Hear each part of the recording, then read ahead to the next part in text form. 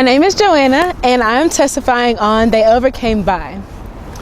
So when I was a senior in high school, I grew up in a very happy home. I had my mom, I had my dad, my siblings. And so it wasn't until I was about to go to college where my life started just crashing before me. I found out that my mom and my dad were going through a separation after being married for 27 years. And now that's 27 years of my life. I'm now 18 years old, going to turn 19 and going off to college. And going to college itself is already hard. So imagine my parents are separating after living with them all my life. One of my parents has a mental illness, and then I'm trying to go to college. So I'm trying to find myself in all those situations. And so I was just angry at God. I pray every day. My parents always taught me to pray, but yet I didn't understand why God was doing this. I feel like I was being abandoned. I haven't done anything wrong to God. I'm just living. And so going off to college was really hard. Both my parents didn't go to college. And so going to college for me was me teaching myself how to do these things. And so I find myself going to a university that I really just didn't know about. And so I went, got accepted. Went there for 2 years. It was all fun, I wasn't being the Christian girl, of course. I was involving myself in other activities. I was drinking and partying all the time. Yeah, I knew at the back of my head this is what I shouldn't be doing. So of course my parents still called and checked on me every day. Meanwhile, they're going through their separation. My little sister's now home by herself, so I'm concerned about that. Going to school, my GPA looks like I can't read. I have like a 0.88. And I've been there for 2 years, and I'm trying to become a nursing major. And so at that point, it's my second year, so I'm a sophomore. And I'm saying, Lord, it's not working here. My dad is gone. My dad is sick. My mom's a single mom now, raising my sister by herself. My siblings are gone somewhere else. They're doing their own lives. And here I am trying to find me all by myself. I have no friends at this school because I'm now trying to find my way back to God, but I can't. I'm stuck. Don't know what to do. So it wasn't until maybe like the end of my sophomore year till I said, all right, Joanna, you know what?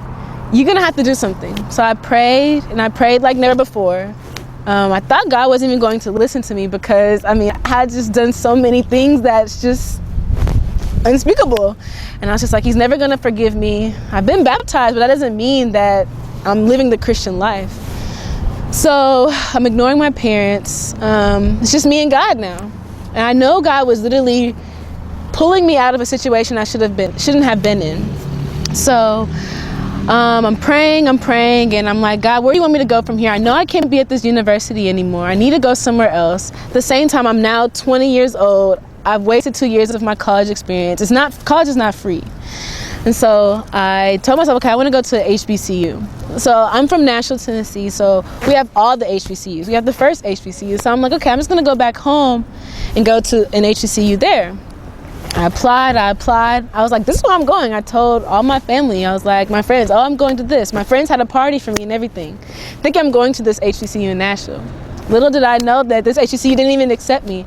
I applied 3 times. I even went up there to the office and told them, demanding them to put me into their school.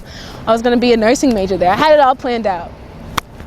Little did I know that that's not what God had for me.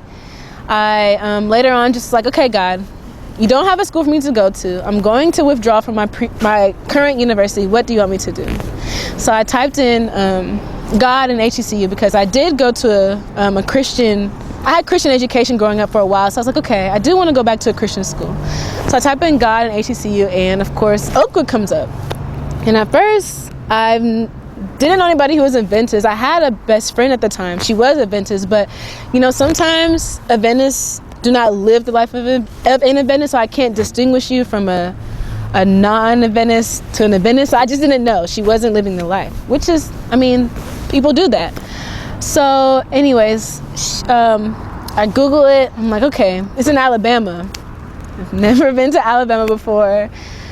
And I'm just like, I'm literally torn inside because I'm just like, I've never been to Alabama. God is pulling me out of the school. I've now withdrawn from the school without telling my parents. My parents are separated. I don't have a father. Lord, what do I do?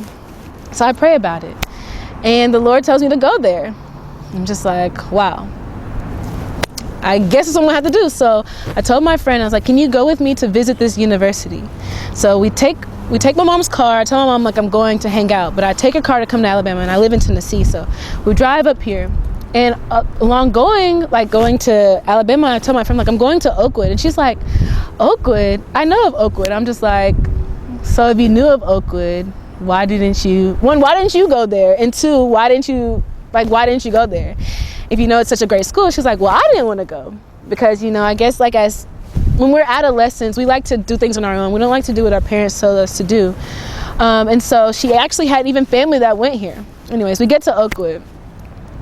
The first thing we do is go to admissions. We get a tour, and like the gentleman's like, what do you want to do here? And I'm like, well, I want to apply.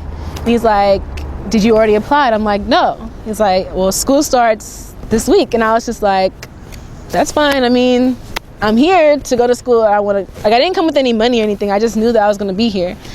And so he takes me over to the nursing department. And I've heard that the nursing department was hard. I mean, nursing is hard, period. But I just heard that Oakwood's nursing was hard. I'm like, you know what, God called me here, so I know he's going to finish whatever he's going to start in me.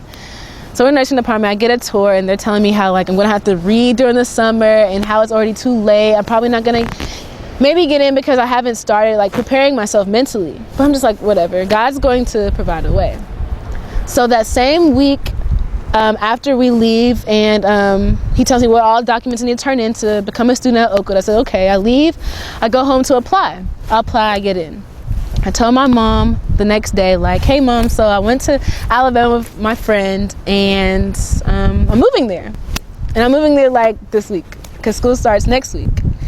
And my mom was just, and I come from an African household, so it's very strict. So you just don't do things without consulting your parents. But for me, I just knew that at this point in my life, I had to make a move because I knew God was literally pulling me, and I was restless. I couldn't sleep for days, and I needed something to be done. So I tell her, and immediately she looks at me and she's just like, so you don't have a school to go to? I'm like, no, I have a school to go to. It's in Alabama, but I just withdrew from my university. And she was kind of angry. Then I told my dad. I called my dad. I was like, Dad, so I withdrew from my school. I'm going to Alabama. I'm moving. And I need to move this week because school starts next week. And so my dad's like, so how are you going to move there? And I'm just like, I don't know, but I'm going to move there. I'm just letting you know so you're not like, I mean, he's already shocked, but you're not going to be even shocked when I'm not here. So my parents are just like, you're going to Alabama. You've never been there. You don't know anybody there. And I'm just like, yeah. I mean, it sounds like crazy, but that's just, I don't know. I've never been in this relationship with God like this, but I just know he's telling me to go. School starts next week. My mom actually comes with me, and so I was really excited. I also convinced my friend, the same friend that I had that came with me, I convinced her to, not to withdraw from her school, but I convinced her to come to Oakwood because she was having trouble at her university. So she comes with me. We both here at Oakwood. So our moms are happy we're here. And so I'm here at Oakwood. I am trying to matriculate. My first year here, I learned I have to start all over. Not only did I waste 2 years, but now they're telling me I have to start all over from freshman year. So I'm thinking in my head, wow, I'm going to be here for another 4 years. That's 4 years of money that I don't have. But I was just like, but God brought me here. Don't even know this place. I'm in a culture shock. I don't know what Adventism is. I don't know who Ellen White is, but I'm just going to take it one day at a time. So I'm here matriculating. I get into the program. You need a 3.0. I worked hard. I get in. I'm like, okay, God is good. Like I said, I'm still torn from my parents being separated. I'm still feeling abandoned. I'm feeling even more abandoned because now I'm in a state I don't know anything about, don't know anybody. Nobody knows me. Nobody can just say, oh, that's my auntie over there. I don't have that. I don't have anything. I just have literally me, myself, God, and my friend. So I'm here just making it day by day. Fast forward to, I guess, sophomore year now. I'm in the nursing program still. I get sick. I'm just like, wow, God, you brought me here. Now I'm sick. I can't even finish the semester. I'm in the hospital.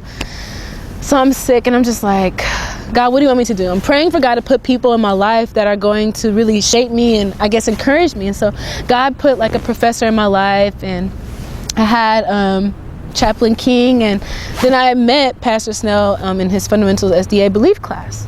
And so my first 2 years at Oakwood, I wasn't attending this church. I was attending another church, and it just didn't feel right for me. So when I finally got a vehicle, I started coming to First Church. And so the first thing I loved about First Church was just the mission. It says, where broken lives are made whole. And that stuck with me because I came here so broken, like out of control, and I was still broken when I came here. And it wasn't until I was baptized here that I felt literally like a peace over me, and I felt a little bit healed. I mean, I'm still healing, but I feel much better than I came. And so getting to know Pastor Snell and learning about his church and coming here, I just knew this was the place for me. I've never really been in a church like by myself where I can say like, this is my home church. I've always gone, with my parents, so it wasn't really like my church. So now that I'm a member here, I'm active, in the church, I'm in the usher ministry. But just going back to my testimony, it's just important to really just listen to God and be obedient to him, because once you start being obedient to God, you're going to walk into your purpose. It's hard. Like, God was literally ripping like peelings off me, like onions. Like, it was stinging, it was burning. Like, I hated it. And still today, he's still, I don't know, I guess shifting me for something that he has greater in my life. And as a nursing major, I learned that nursing isn't hard, but nothing worth having comes easy. And so I realized as well that I am literally the closest thing to any human. Like, I am God's hands and feet. I am his physical appearance right now. So I take that very seriously. And so I just, in my testimony, I'm thankful that I didn't neglect the Holy Spirit. And I came to Huntsville because if I hadn't come to Huntsville, my friend wouldn't be here, and her life wouldn't be saved. And so I just thank God for really just blessing me in this place. And that's my testimony.